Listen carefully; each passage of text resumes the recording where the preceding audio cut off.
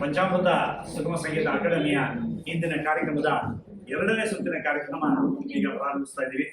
ಆಗಮಿಸಿರ್ತಕ್ಕಂತಹ ನರ್ಯಾಬಿಯವರು, ಅಕ್ಷಯ್ ಭಾರದ್ವಾಜ್ ಹಾಗೂ ಬಾಳ ವಿಜಯಕುಮಾರ್ ಅವರು, ವಿ ನಾರಾಯಣ ಅವರು, ಹಾಗೆ ಗಣೇಶ್ ದೇಸಾಯಿ ಅವರು ಕೂಡ ಕೊನೆ ಕಾರ್ಯಕ್ರಮ 18ರ ಭಗವದ್ಗೀತೆ 18ರ ಒಂದು ಕಾರ್ಯಕ್ರಮ ಮುಂದುವರಿತಾರೆ. ಮುಂದಿನ ಕಾರ್ಯಕ್ರಮವನ್ನು ಶ್ರೀಯುತ ವಿಜಯಕುಮಾರ್ ಅವರು ನಡೆಸ್ಕೊಡ್ತಾರೆ. 18ನೇ ಅಧ್ಯಾಯಕ್ಕೆ ನಾವು ಇವತ್ತು ಬಂದಿದ್ದೇವೆ. ಕಳೆದ ತಿಂಗಳು 17ನೇ ಅಧ್ಯಾಯ ಶ್ರದ್ಧಾತ್ರಯ ವಿಭಾಗವನ್ನು ನೋಡಿದ್ದೇವೆ. ನಮ್ಮ ಗುಣಗಳು ಯಾವುದು ಮೂರಿದೆ, ಸತ್ವ, ರಜ, ತಮ ಇತ್ಯಾದಿಗಳ ಬಗ್ಗೆ ಒಂದಷ್ಟು ವಿವರಣೆ ಅಲ್ಲಿ ಕೊಟ್ಟಿದ್ದಾರೆ. ಈಗ ಮುಂದುವರೆದ ಈ ಒಂದು 18ನೇ ಅಧ್ಯಾಯದಲ್ಲಿ ಕಳೆದ 17 ಅಧ್ಯಾಯದಲ್ಲಿ ಏನ್ ಹೇಳಿದ್ನೋ ಅದರ ಜಿಸ್ಟ್ ಒಂದು ಸಾರಾಂಶವನ್ನ ಕೂಡ ಹೇಳ್ತಾ ಬಹಳ ಪ್ರಮುಖವಾಗಿ ಈ 3 ವಿಷಯವನ್ನೇ ಸತ್ವ, ರಜ, ತಮ ಇದು ಏನು ಅನ್ನೋ ಉದಾಹರಣೆಗಳನ್ನು ಕೂಡ ಒಂದಷ್ಟು ನಮಗೆ ಕೊಡ್ತಾ ಈ ಒಂದು ಅಧ್ಯಾಯದಲ್ಲಿ ಎಲ್ಲವನ್ನ ಕ್ರೋಢೀಕರಿಸಿರುವಂತದನ್ನ ನಾವು ಕಾಣ್ತೇವೆ. ಇಷ್ಟೆಲ್ಲ ಹೇಳಿ ಅರ್ಜುನನಿಗೆ ಅಂದ್ರೆ ನಮ್ಮ ಜೀವನ ಕ್ರಮದ, ನಮ್ಮ ಬದುಕಿನ ಎಲ್ಲ ಅಂಗಗಳನ್ನ ಅವನಿಗೆ ಪೂರ್ತಿ ತಿಳಿ ಹೇಳಿಬಿಟ್ಟು ಕೊನೆಗೆ 63ನೇ ಶ್ಲೋಕದಲ್ಲಿ ಕೃಷ್ಣ ಒಂದು ಮಾತು ಹೇಳ್ತಾನೆ, ಯಥೇಚ್ಛಸಿ ತಥಾಕುರು ಅಂತ ಹೇಳ್ತಾನೆ. ಅದು ಅರ್ಜುನನಿಗೆ ಮಾತ್ರ ಅಲ್ಲ, ಬಹುಶಃ ನಮಗೂ ಹೇಳದಂಥದ್ದು ಅಂತ ನಾವು ಭಾವಿಸ್ಕೋಬೇಕು. ಯಥಾ ಇಚ್ಛಸಿ ತಥಾಕುರು ಅಂತ, ನೀನು ಹೇಗೆ ಇಚ್ಛೆ ಪಡ್ತೀಯೋ ಹಾಗೆ ಮಾಡು ಅಂತ. ನಾನು ಹೇಳಿದ್ದೇನೆ ಅಂತ ನೀನು ಹೀಗೆ ನಡ್ಕೊಳ್ಬೇಕಾಗಿಲ್ಲ. ನಿನ್ನ ತಿಳುವಳಿಕೆಯ ಮೂಲಕ ನಿನಗೆ ಎಷ್ಟು ಅರ್ಥ ಆಯ್ತು, ನಿನಗೆ ಏನು ಇಚ್ಛೆ ಬಂತು ನಡೀಲಿಕ್ಕೆ, ಇದು ಕೃಷ್ಣ ಹೇಳಿದ್ ಸರಿ ಅಂತ ನಿನಗೆ ಯಾವ್ದು ಅನ್ನಿಸ್ತೋ ಹಾಗೆ ನೀನ್ ನಡ್ಕೋ ಅನ್ನುವಂತಹ ಮಾತನ್ನ ಆತ ಅರ್ಜುನನ ಮೂಲಕ ನಮಗೂ ಹೇಳ್ತಾರೆ. ಸ್ವಾಮೀಜಿಗಳು ಅದನ್ನೇ ಹೇಳುದು, ಅರ್ಜುನ ಒಂದು ನೆಪ ಅಂತ. ಅರ್ಜುನನ ಮೂಲಕ ಜಗತ್ತಿಗೆ ಹೇಳಿರುವಂತಹ ಮಾತುಗಳು ಇದು ಅಂತ. ಈ ಹಿನ್ನೆಲೆಯಿಂದ ಗೀತೆಯ ಬಗ್ಗೆನೆ ಈ ಕೊನೆ ಅಧ್ಯಾಯ ಆದ್ರಿಂದ ಒಂದೆರಡು ಮಾತುಗಳನ್ನ ನಾವು ತಿಳ್ಕೊಳ್ಳೋದು ಒಳ್ಳೇದು. ಆರಂಭದ ದಿವಸ ಕೂಡ ನಾನು ಹೇಳಿದ್ದೆ ಮೊದಲನೇ ಅಧ್ಯಾಯದಲ್ಲಿ, ಇದು ಬಹಳ ವಿಶಿಷ್ಟವಾದ ಗ್ರಂಥ, ಯುದ್ಧದಂತಹ ಸಂದರ್ಭದಲ್ಲಿ ಬಂದ ಗ್ರಂಥ. ಇಡೀ ಜಗತ್ತಿನಲ್ಲಿ ಇಂತಹ ಗ್ರಂಥ ಯಾವುದು ಬರಲಿಲ್ಲ. ಒಂದು ಯುದ್ಧಕ್ಕೆ ನಿಂತಾಗ ಒಂದು ತತ್ವ ಬೋಧನೆಯ ಗ್ರಂಥ ಬಂದಿರೋದು ಬಹುಶಃ ಭಾರತದಲ್ಲಿ ಮಾತ್ರ, ಇನ್ನೆಲ್ಲೂ ಬಂದಿಲ್ಲ. ಇಂತಹ ಒಂದು ವಿಶಿಷ್ಟವಾದ ಗ್ರಂಥ ಯುದ್ಧ ಮಾಡುವಂತ ಪ್ರಚೋದನೆ ಮಾಡ್ಲಿಕ್ಕೆ ಕೃಷ್ಣ ಆರಂಭ ಮಾಡದಂತಹ ಮಾತು ಆದ್ರೂ ಕೂಡ ಇದರ ಒಳಗಡೆ ಹೋಗ್ತಾ ನಿಮ್ಗೆ ಯಾಕೆ ಯುದ್ಧ ಮಾಡಬೇಕು, ಯುದ್ಧ ಅಂದ್ರೆ ಏನು ಅನ್ನೋದನ್ನ ತಿಳುವಳಿಕೆ ಕೊಡ್ತಾ ಹೋಗೋದನ್ನ ನಾವು ಗಮನಿಸ್ತಾ ಹೋಗ್ತೇವೆ. ಒಂದು ಆಧ್ಯಾತ್ಮಿಕ ದೃಷ್ಟಿಕೋನದಿಂದ ನಾವು ಈ ಗೀತೆಯ ಮಾತುಗಳನ್ನ ನೋಡ್ತಾ ಹೋದ್ರೆ ನಿಮ್ಗೆ ಸ್ವಲ್ಪ ಶುಷ್ಕ ಅನ್ನಿಸಬಹುದು ಅಥವಾ ಬೋರ್ ಆಗ್ತಿದೆ ಅಂತ ಅನ್ನಿಸುವಂತಹ ಮಾತುಗಳು ಬರಬಹುದು, ಬೇಸರ ಆಗ್ಬಹುದು. ಯಾಕೆಂದ್ರೆ ಆ ವಿಚಾರವೇ ಅಂತದ್ದು, ಅದು ಯಾರ ಮನಸ್ಸಿಗೂ ಬೇಗ ಹೋಗಿ ಆಕರ್ಷಿಸುವಂತ ವಿಚಾರ ಅಲ್ಲ. ಆದ್ರೆ ಆ ವಿಚಾರ ಒಮ್ಮೆ ನೀವು ತಿಳ್ಕೊಂಡಿದ್ರೆ ನಿಮ್ಮ ನೋವಿನ ಸಂದರ್ಭದಲ್ಲೋ ಸಮಸ್ಯೆಯ ಸಂದರ್ಭದಲ್ಲೋ ಅದು ನಿಮಗೆ ಖಂಡಿತ ಉಪಯೋಗ ಬರಲಿಕ್ಕೆ ಸಾಕು. ಇಂತಹ ಒಂದು ಭಗವದ್ಗೀತೆ 18 ಅಧ್ಯಾಯಗಳನ್ನ ತಿಳ್ಕೊಂಡ ಮೇಲೆ ಏನ್ ಮಾಡ್ಬೇಕು ಮುಂದೆ ಅನ್ನುವಂತಹ ಪ್ರಶ್ನೆ ಕೂಡ ಮುಂದಿನ ತಿಂಗಳಿಂದ ಅನ್ನಿಸಬಹುದು. ಮುಗ್ದೋಯ್ತಲ್ಲ, ಅದು ಆಯ್ತು, ಇನ್ನು ಗೀತೆ ಮರ್ತು ಬಿಡೋದ, ಹಾಗಾದ್ರೆ ಆಯ್ತಲ್ಲ ಮುಗೀತು ಗೀತೆ 18 ಅಧ್ಯಾಯ ಅಂತ. ಹಾಗಲ್ಲ, ಅಂತ ಎಲ್ಲದಕ್ಕೂ ಒಂದು ಫಲಶ್ರುತಿ ಅಂತ ಇರುತ್ತದಲ್ವಾ, ಆ ಫಲಶ್ರುತಿಯನ್ನ ಕೂಡ ನೋಡ್ಬೇಕು ನಾವು. ಮಹಾಕಾವ್ಯಗಳಲ್ಲಿ ಕೊನೆಗೆ ಒಂದು ಹಾಡು ಹೇಳ್ತಾರೆ ಫಲಶ್ರುತಿ ಅಂತ, ಇದನ್ನ ಓದಿದ್ರೆ ಹೀಗೆ ಆಗ್ತದೆ ಅಂತ. ಅದು ಬೇರೆ ಒಂದು ದೃಷ್ಟಿಕೋನ, ಪಾಪ ಪುಣ್ಯಗಳ ಇತ್ಯಾದಿಗಳ ಲೆಕ್ಕದಿಂದ ಬರುವ ದೃಷ್ಟಿಕೋನ ಅದು ಬೇರೆ. ಅಲ್ಲಿ DVG ಅವರು ಒಳ್ಳೆಯ ಮಾತುಗಳನ್ನ ಹೇಳ್ತಾರೆ ಅದ್ರ ಬಗ್ಗೆ. ಒಂದು ಕೊನೆಗೆ ಆಯ್ತು, ಇಷ್ಟೆಲ್ಲ ಓದಿ ತಿಳ್ಕೊಂಡ್ರಿ, ಭಗವದ್ಗೀತೆಯ ಬಗ್ಗೆ ಒಂದಷ್ಟು ತಿಳ್ಕೊಂಡ್ರಿ ಅಂದ್ರೆ ಎಲ್ಲ ಗೊತ್ತಾಗ್ಬಿಟ್ಟು ನನಗೆ ಅಂತ ಅಲ್ಲ.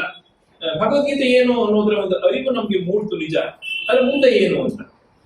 ಅದಕ್ಕೆ 2 ರೀತಿಯಲ್ಲಿ ಹೇಳ್ತಾರೆ. ಇವತ್ತಿನ ಪ್ರಪಂಚದಲ್ಲಿ ನಾವು ಕಂಡುಕೊಳ್ಳೋದು ಒಂದು ಥಿಯರಿ, ಒಂದು ಪ್ರಾಕ್ಟಿಕಲ್. ಈಗ ಥಿಯರಿ ಆಯ್ತು ನಿಮಗೆ, ಇನ್ನು ಉಳಿದಿದ್ದು ಪ್ರಾಕ್ಟಿಕಲ್, ಅನುಷ್ಠಾನ ಅಂತ ಅವ್ರಾಗಲೇ ಹೇಳಿದ್ರು. ನೀವು ಅನುಷ್ಠಾನ ಮಾಡದೆ ಹೋದ್ರು ಪರವಾಗಿಲ್ಲ, ಭಗವದ್ಗೀತೆ ಜೊತೆಗಿದ್ರೆ ಸಾಕು ಅನ್ನೋ ಮಾತನ್ನ ಹೇಳಿದ್ರು. ಅದು ಒಂದು ಪಾರಾಯಣದ ದೃಷ್ಟಿಯಿಂದ, ಒಂದು ಅಧ್ಯಾತ್ಮದ ದೃಷ್ಟಿಯಿಂದ ಸರಿ ಒಪ್ಕೊಳ್ಳೋಣ, ಇಲ್ಲ ಅಂತಲ್ಲ. ಆದ್ರೆ ಇಷ್ಟೆಲ್ಲ ವಿಷಯಗಳನ್ನ ನಮ್ಮ ಮನಸ್ಸಿನೊಳಗೆ ಹಾಕೊಂಡ್ಮೇಲೆ ಮನನ ಮಾಡಬೇಕು. ಇಲ್ಲದೆ ಹೋದ್ರೆ ಯಾವುದೇ ವಿಷಯ ಆಗಲಿ, ಗೀತೆ ಅಂತಲ್ಲ, ಯಾವುದೇ ವಿಷಯ ಆದ್ರೂ ಕೂಡ ಅದು ಮರ್ತು ಹೋಗ್ತದೆ. ಪರೀಕ್ಷೆಗೂ ನಾವು ಹಾಗೆ ಅಲ್ವಾ ಮಾಡೋದು, ವರ್ಷ ಇಡೀ ಓದ್ತೀವಿ, ಕೊನೆಯ 1-2 ತಿಂಗಳು ರಿವಿಷನ್ ಅಂತ ಮಾಡ್ತೀವಿ. ಈಗ ರಿವಿಷನ್ಗೆ ಟ್ಯೂಷನ್ಗಳು ಮಾಡೋದುಂಟು ಎಷ್ಟೋ ಮಕ್ಕಳಿಗೆ. ರಿವಿಷನ್ 2-3 ಸರ್ತಿ ಆಗುತ್ತೆ. ಈಗೆಲ್ಲ ಪಾಠ 1 ಸರ್ತಿ ಆಗಿರುತ್ತೆ, ರಿವಿಷನ್ 2-3 ಸರ್ತಿ ಆಗಿರುತ್ತೆ. ಈ ಮನನ ಮಾಡೋದು ಬಹಳ ಮುಖ್ಯ. ಹಾಗಾಗಿ ಬಹುಶಃ ಇನ್ನು ಮುಂದೆ ನಿಮ್ಮ ಮನೆಯಲ್ಲೆಲ್ಲ ಬಹುಶಃ ಗೀತೆಯ ಪುಸ್ತಕಗಳು ಖಂಡಿತ ಇದ್ದೇ ಇರ್ತದೆ ಅಂತ ಭಾವಿಸ್ತೇನೆ. ಸಾಧ್ಯ ಆದ್ರೆ DVG ಅವರ ಜೀವನ ಧರ್ಮಯೋಗವನ್ನ ಇಟ್ಕೊಳ್ಳಿ. ಇದನ್ನ ಇದು ಇವತ್ತಿನ ನಮ್ಮ ದೃಷ್ಟಿಕೋನಕ್ಕೆ, ಜೀವನಕ್ಕೆ ಬಹಳ ಹತ್ತಿರವಾಗುವಂತಹ ಒಂದು ವಿವರಣೆ. ಒಂದು ಇದರಲ್ಲಿ ಏನ್ ಹೇಳ್ತಾರೆ ಕೆಲವರು ಅದ್ರ ಬಗ್ಗೆ ದೋಷ ಅಂತಂದ್ರೆ, DVG ಅವರು ವರ್ಣಾಶ್ರಮವನ್ನ ಅಥವಾ ಜಾತಿಯ ಪದ್ಧತಿಯನ್ನ ಸರಿ ಅಂತ ಒಪ್ಕೊಂಡು ಇದರಲ್ಲಿ ಮಾತನಾಡಿದ್ದಾರೆ ಅನ್ನುವ ಅಂಶಗಳಿದೆ, ಇಲ್ಲ ಅಂತಲ್ಲ. ಆದ್ರೆ ಯಾಕೆ ಅನ್ನೋದಕ್ಕೆ ಕಾರಣ ಕೂಡ ಅವ್ರು ಕೊಡ್ತಾರೆ. ವೈವಿಧ್ಯತೆ ಅನ್ನೋದು ಇರಲೇಬೇಕು ಜಗತ್ತಿನಲ್ಲಿ ಅಂತ. ಎಲ್ಲವನ್ನೂ ಸಮ ಮಾಡ್ಲಿಕ್ಕೆ ಸಾಧ್ಯ ಇಲ್ಲ. ನಾವೆಲ್ಲರೂ ಸಮಾನರು ಅಂತ ಮಾಡ್ಲಿಕ್ಕೆ ಸಾಧ್ಯವೇ ಇಲ್ಲ. ಹಾಗೆ ಮಾಡಿದ್ರೆ ನೋವೇ ಹೆಚ್ಚಾಗ್ತದೆ ಅನ್ನೋ ಮಾತನ್ನು ಕೂಡ DVG ಹೇಳ್ತಾರೆ. ಇಂತಹ ಕೆಲವು ಚರ್ಚಾಸ್ಪದವಂತಹ ವಿಷಯಗಳೆಲ್ಲ ಮನಸ್ಸಿಗೆ ಬರಬಹುದು, ಅಂತಹ ಅನುಮಾನಗಳು ಕೂಡ ನಿಮ್ಗೆ ಕಾಡಬಹುದು. ಇವರ ಕಗ್ಗದಲ್ಲಿ ಇದಕ್ಕೆಲ್ಲ ಕೆಲವು ಉತ್ತರಗಳನ್ನು ಕೊಟ್ಟಿದ್ದಾರೆ, ಇಲ್ಲ ಅಂತ ನಾನು ಹೇಳೋಲ್ಲ. ಕಗ್ಗದ 945 ಪದ್ಯಗಳಲ್ಲಿ ಅನೇಕ ಪದ್ಯಗಳು ಈ ಎಲ್ಲ ಚಿಂತನೆಗಳನ್ನ ಒಳಗೊಂಡೇ ಗಟ್ಟಿಯಾಗಿ ಬಂದಿರುವಂತದ್ದು. ಅದು ಘನೀಭವಿಸಿ ಹರಳುಗಟ್ಟಿ ಬಂದಿರುವಂತಹ ಪದ್ಯಗಳು. ಇಲ್ಲಿ ವಿವರಣಾತ್ಮಕವಾಗಿದೆ, ಅನೇಕ ಉದಾಹರಣೆಗಳನ್ನು ಕೊಟ್ಟಿದ್ದಾರೆ, ಅದು ಕೂಡ ನೀವು ಗಮನಿಸಬಹುದು. ಆ ಎಲ್ಲ ಹಿನ್ನೆಲೆಯಲ್ಲಿ ನಾವೇ ಅದನ್ನ ಚರ್ಚೆ ಮಾಡ್ಕೊಂಡ್ರೆ ಒಳಗೆ ಯಾತಕ್ಕೆ ಯಾವುದು ಸತ್ಯ ಯಾವುದು ಇಲ್ಲ, ಹೌದಾ ಅವ್ರು ಹೇಳಿದ್ದು ಅಲ್ವಾ ಅನ್ನುವಂತ ವಿಷಯಗಳೆಲ್ಲ ಮನನ ಆಗ್ತಾ ಹೋಗುದು. ಅಂಥ ಒಂದು ಯೋಚನೆಗೆ ಅಥವಾ ಅಂತಹ ಒಂದು ಮನಸ್ಸಿಗೆ ದಾರಿ ಮಾಡ್ಕೊಳ್ಳೋದು ನಮ್ಮ ಈ 18 ದಿನಗಳ ಕಾರ್ಯಕ್ರಮದ ಬಹಳ ಪ್ರಮುಖ ಉದ್ದೇಶ ಅಂತ ನಾನು ಭಾವಿಸ್ಕೊಂಡಿದ್ದೇನೆ. ಇವತ್ತು ಆ ಕೊನೆಯ ಶರಣಾಗತಿ ತತ್ವದ ಯೋಗ ಅವ್ರು ಹೇಳಿದ್ರಲ್ಲ, ಮಾಮೇಕಂ ಶರಣಂ ವ್ರಜ ಅಂತ ಹೇಳೋದಲ್ಲ, ನನಗೆ ಶರಣು ಬಾ ನಾನು ನೋಡ್ಕೊಳ್ತೀನಿ ಅಂತ ಕೃಷ್ಣ ಹೇಳದಂತದ್ದು, ಅಥವಾ ನಿನ್ನ ಮನಸ್ಸಿಗೆ ಇಚ್ಛೆ ಹೇಗೆ ಬರ್ತದೋ ಹಾಗೆ ನೀನು ನಡ್ಕೋ ಅಂತ ಹೇಳದಂತ ಎರಡೂ ಪ್ರಸಂಗಗಳು ಇದರಲ್ಲಿದೆ.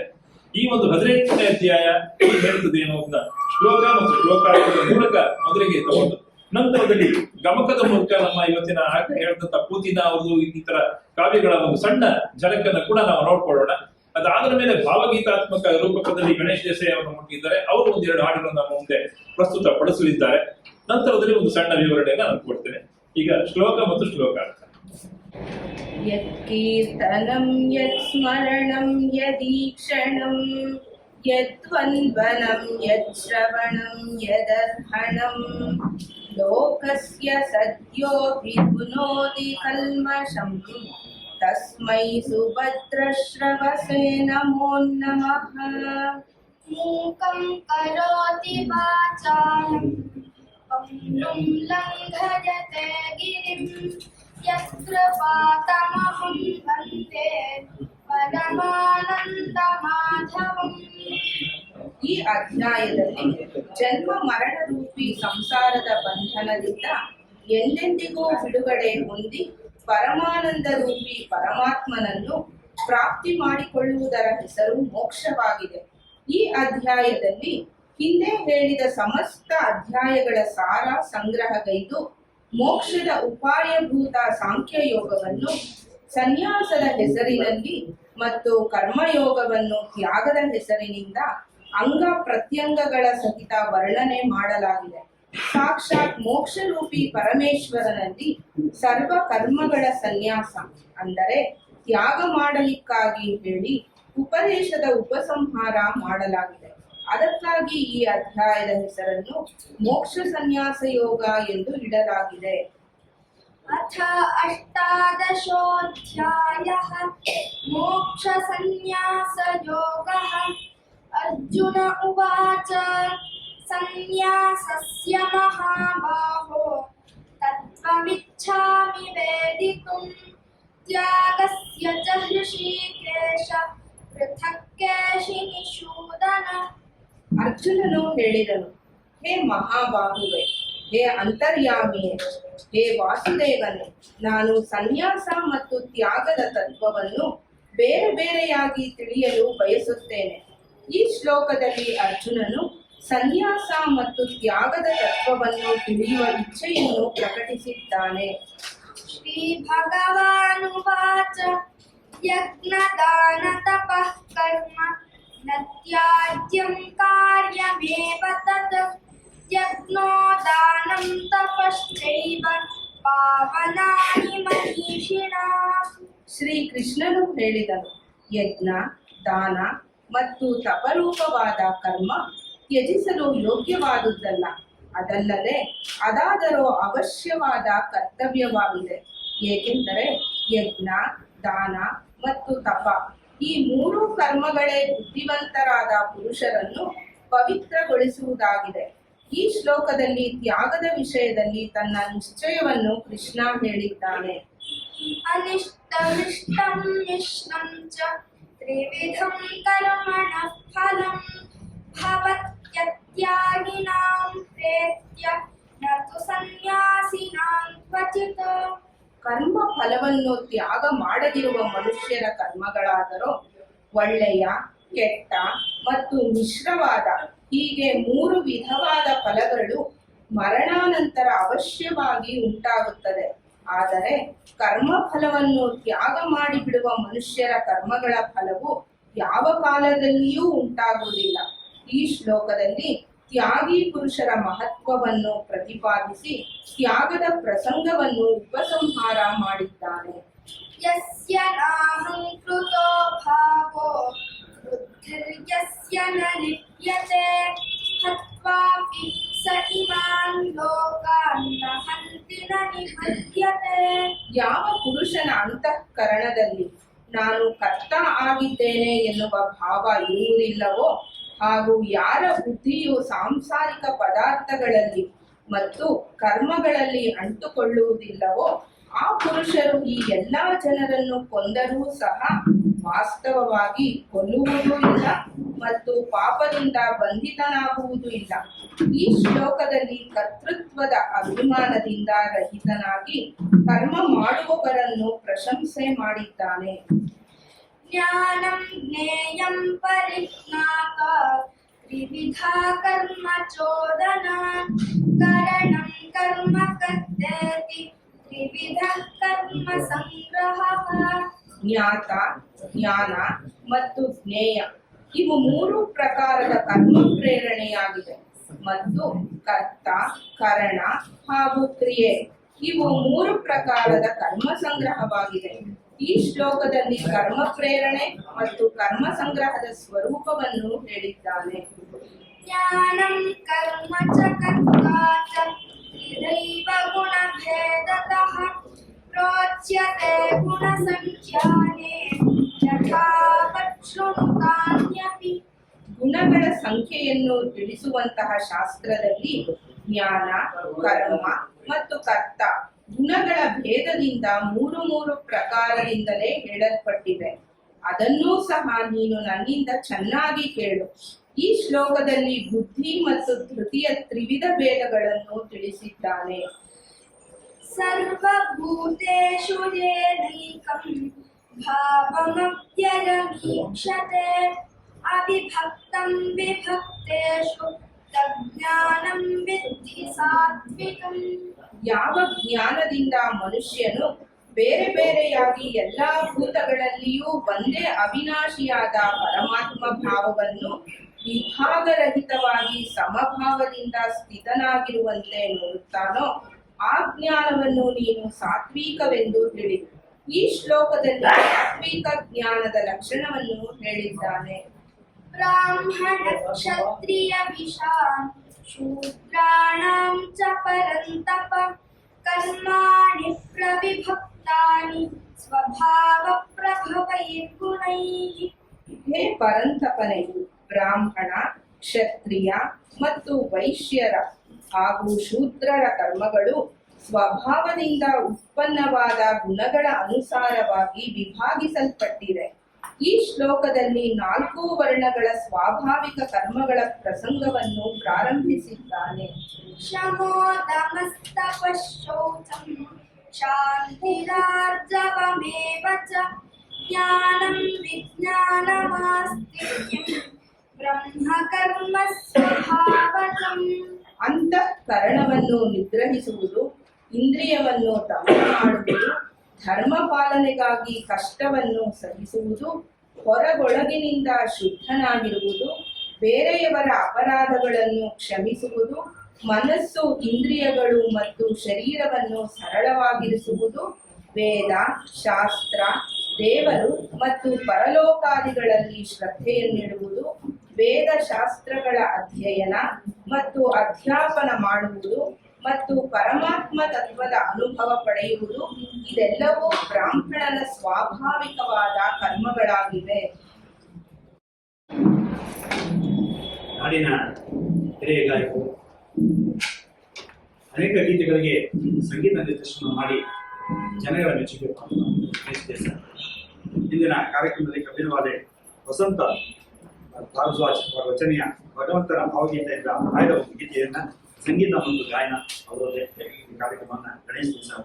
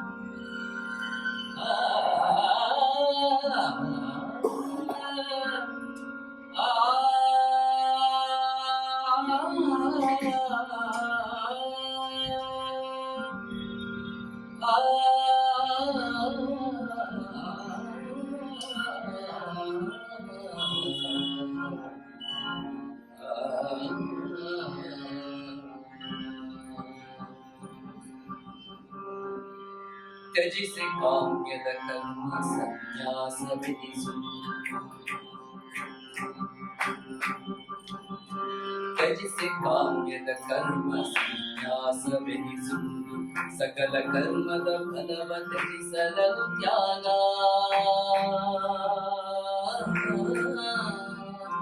ಯಜನ ತಪದಾನಗಳ ಬಿಡಬಾರದೆನ್ನುವುದು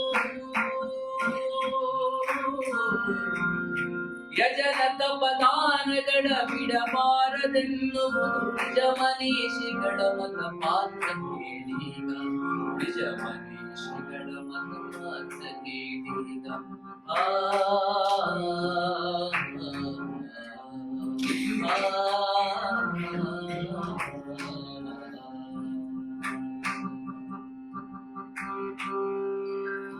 ವಿಹಿತ ಕರ್ಮಗಳನ್ನು ಕೈದು ಫಲ ಪರಿತ್ಯಜಿಸಿ ಸಹಜ ಕರ್ತವ್ಯವದು ಸಾತ್ವಿಕದ ತ್ಯಾಗ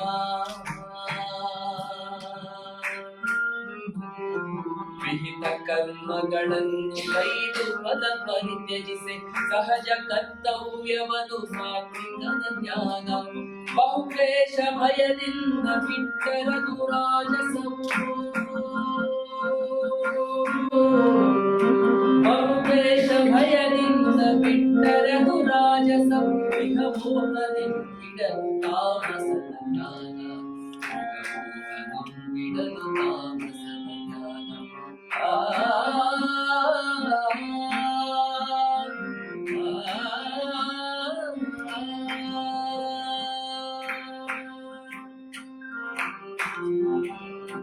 ಮನಸ್ಸು ನುಡಿ ಕಾಯದಿಂದ ಕರ್ಮಕ್ಕೆ ಕರ್ತದನು ಕರ್ಣ ಯತ್ನ ಪರಮಾತ್ಮ ಕಾರಣವು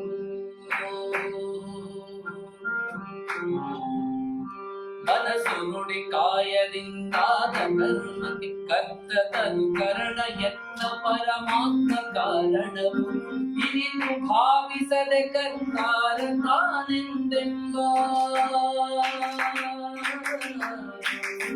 ಇನಿತು ಭಾವಿಸದೆ ಕರ್ತಾರ ತಾನೆಂದೆಂಬ ಮಂಗನಲ್ಲವೇ ಬುದ್ಧಿಹೀನನಾದವನು ಮಂಗನಲ್ಲವೇ ಬುದ್ಧಿಹೀನನಾದವನು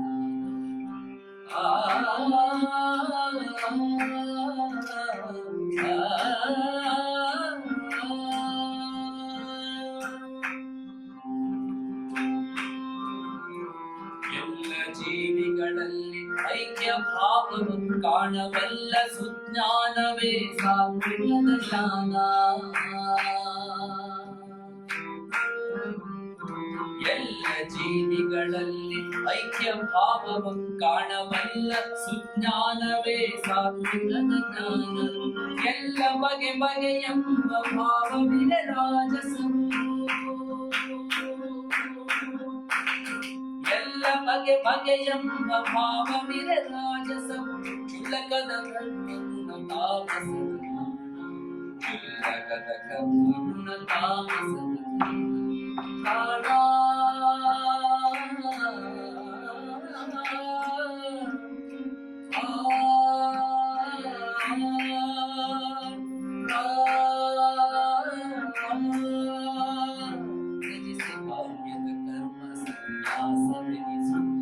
ಸಕಲ ಕರ್ಮದ ಫಲವ ತ್ಯಜಿಸಲದು ತ್ಯಾಗ ಯಜನದ ಪದಾನಗಳ ಬಿಡಬಾರದೆನ್ನುವುದು ನಿಜ ಮನೀಷಿಗಳ ಮತ ಮಾರ್ಗ ನಿಜ ಮನೀಷಿಗಳ ಮತ ಮಾರ್ಗ ಕೇಳೀಗ ಮಾರ್ಗ ಕೇಳೀಗ ಮಾರ್ಗ ಕೇಳೀಗ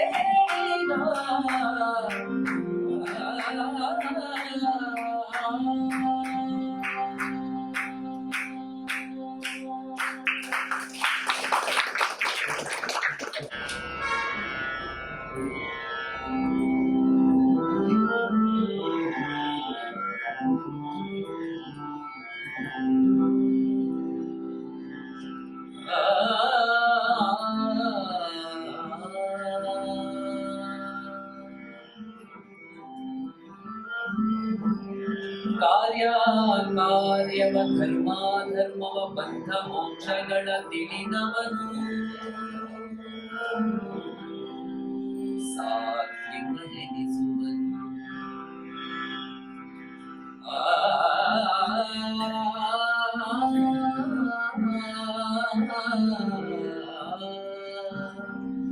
ಕಾರ್ಯವ ಧರ್ಮಾಧರ್ಮವ ಬಂಧ ಮೋಕ್ಷಗಳ ತಿಳಿದವನು ಸಾತ್ವಿಕನೆನಿಸುವನು. ತಿಳಿಯದೆ ಇವುಗಳ ನಡುವಿನ ಅಂತರ ಬರಿದೆ ಬಳಲುವನು ಮಾನವನು ರಾಜಸ ಎನಿಸುವನು. ಕಾರ್ಯವ ಧರ್ಮಾಧರ್ಮವ ಬಂಧ ಮೋಕ್ಷಗಳ ತಿಳಿದವನು ಸಾತ್ವಿಕನೆನಿಸುವನು. ತಿಳಿಯದೆ ಇವುಗಳ ನಡುವಿನ ಅಂತರ ಬರಿದೆ ಬಳಲುವನು ಮಾನವನು ರಾಜಸ ಎನಿಸುವನು. ಕವಿದ ಕತ್ತಲೆಯ ಕಾರಣದಿಂದಲೇ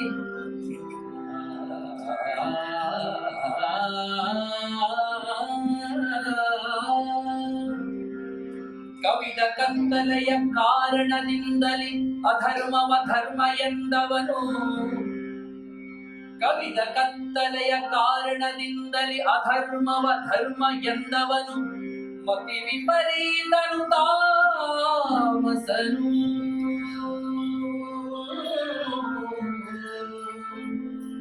ಮತಿ ವಿಪರೀತನು ತಾಮಸನು.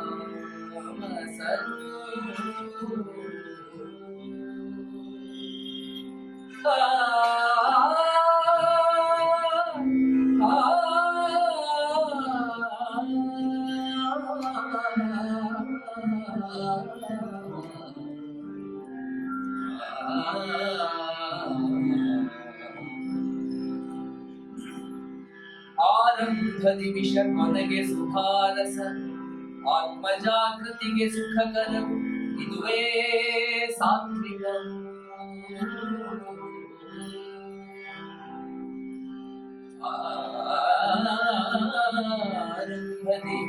ಆರಂಭದಿ ವಿಷ ಕೊನೆಗೆ ಸುಧಾರಸ ಆತ್ಮಜಾಗೃತಿಗೆ ಸುಖಕರವು ಇದುವೇ ಸಾತ್ವಿಕ. ಮೊದಲಿಗೆ ಅಮೃತ ಬಳಿಕ ವಿಷಾಮೃತ ವಿಷಯೇಂದ್ರಿಯ ಸಂತಸದರಿವು ಇದುವೇ ರಾಜಸವು. ಮೊದಲಿಗೆ ಅಮೃತ ಬಳಿಕ ವಿಷಾಮೃತ ವಿಷಯೇಂದ್ರಿಯ ಸಂತಸದರಿವು ಇದುವೇ ರಾಜಸವು.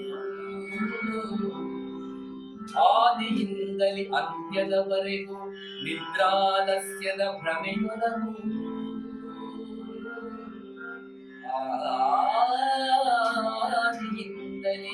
ಆದಿಯಿಂದಲೇ ಅಂತ್ಯದವರೆಗೂ ನಿದ್ರಾಲಸ್ಯದ ಭ್ರಮೆಯೊಳಗು ಮಾಯೆ ಮೋಹಗಳ ತಾಮಸವು. ಮಾಯೆ ಮೋಹಗಳ ತಾಮಸವು. ಮಾಯೆ ಮೋಹಗಳ ತಾಮಸವು.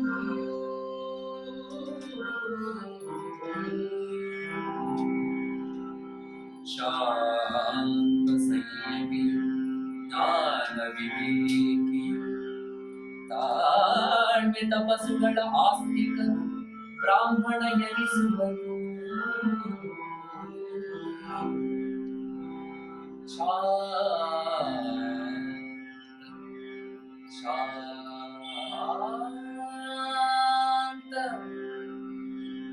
ಶಾಂತ ಸಂಯಮಿಯು ಜ್ಞಾನಿ ವಿವೇಕಿಯು ತಾಳ್ಮೆ ತಪಸ್ಸುಗಳ ಆಸ್ತಿಕನು ಬ್ರಾಹ್ಮಣನೆನಿಸುವನು ಶೌರ್ಯ ತೇಜ ಧೃತಿದಾನ ದಕ್ಷತೆಯ ಧೈರ್ಯ ಸಾಹಸದ ನಾಯಕನು ಶೌರ್ಯ ತೇಜ ಧೃತಿದಾನ ದಕ್ಷತೆಯ ಧೈರ್ಯ ಸಾಹಸದ ನಾಯಕನು ಕ್ಷತ್ರಿಯ ಎನಿಸುವನು ಕೃಷಿಗೋ ರಕ್ಷಣ ವೈದಿಕ ವೈಶ್ಯ ಗುಣ ಶೂದ್ರನು ಸೇವಾ ತತ್ಪರನು ಕರ್ಮ ಕೌಶಲದಿ ಗೆಲ್ಲುವನು ಕೃಷಿಗೋ ರಕ್ಷಣ ಬಣಿಗ ವೈಶ್ಯ ಗುಣ ಶೂದ್ರನು ಸೇವಾ ತತ್ಪರನು ಕರ್ಮ ಕೌಶಲದಿ ಗೆಲ್ಲುವನು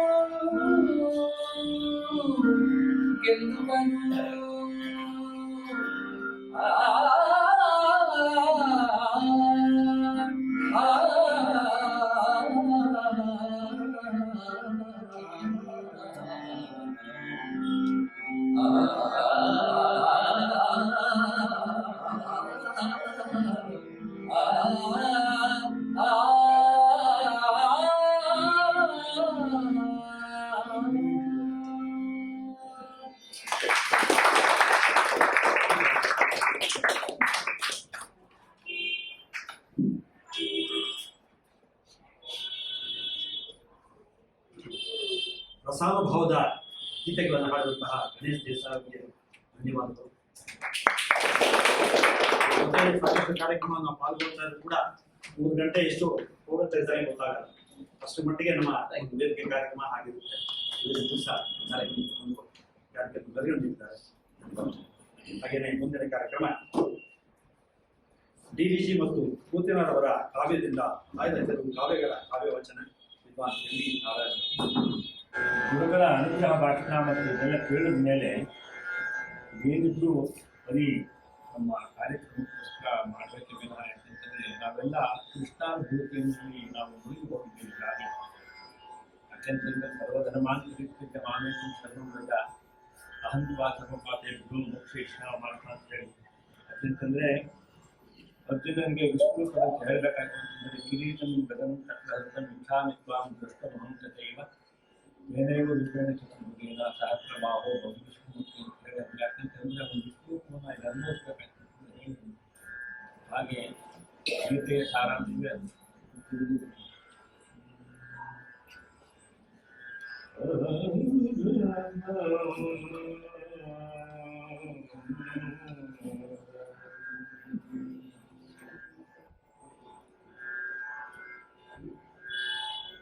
यत्र योगेश्वरः कृष्णो यत्र पार्थो धनुर्धरः तत्र श्रीर्विजयो भूति ध्रुवानेतिर्निर्मतिर्ममः योगपति कृष्णं धनुरागमपति पातनं ಭಕ್ತೈಕದೇ ಧರ್ಮೋದ್ಯೋಗದಿ ತೊಡಗಿಹ ಪಕ್ಷದಿ ಭಾಗ್ಯಶ್ರೀ ನೆಲದಿ ನಲವಡಿದು ನಿಶ್ಯಂಕ ತತ್ವ ವಿವೇಕದ ಯೋಗಂ ಕ್ಷತ್ರಿಯ ವೀರ್ಯ ಪ್ರಯೋಗ ವಿಯುಕ್ವಯಮೇಮೇ ತತ್ವದೊಡಿರೆ ಜಯತುಕ ಸಂಪತ್ತುಗಳಂ ಧರ್ಮನೀತಿಯಂ ಸಿದ್ಧಂ ಹರಿಶರಣತೆ ಸ್ವಕರ್ಮಾಭೀರತತೆ ಮಿತಭೋಗ್ಯ ಭೋಗತೃಪ್ತಿಯಂ ತ್ರಿವತದಿಂ ಪರಿಶುದ್ಧಿಯಾರ್ತು ಜೀವಂ ನಿರಹಂ ತೃತೀಯಂ ಪರಾತ್ಮ ಶಾಂತಿಯಂ ಪಡೆಗಂ ಆತ್ಮಾನಾತ್ಮವಿವೇಕಂ ತತ್ವಸ್ಮಯ ಶ್ರದ್ಧೆ ಭಗವದರ್ಪಿತ ಜೀವಂ ತದ್ವ್ಯಾಪ್ತಿಗೆ ಸಾಧನಮೇವು ಮುಕ್ತಿಪದಂ ಜ್ಞಾನವೆಂಬುದದಿಂ ಕಸ್ಪಟಂ.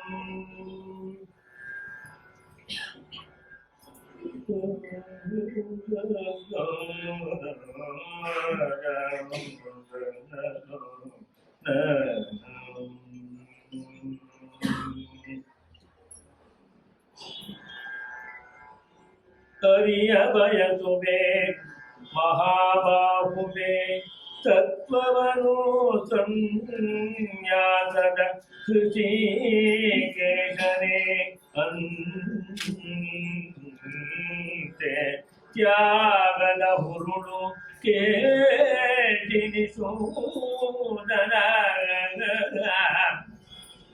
ಕಾಮ್ಯ ಕರ್ಮದವ್ಯಾಸವೇ ಸನ್ಯಾಸವೆಂಬುದು ಮುದಜನ ಸರ್ವಕರ್ಮದ ಫಲತ್ಯಾಗವೇ ತ್ಯಾಗವೆಂಬರು ಧೀರರು.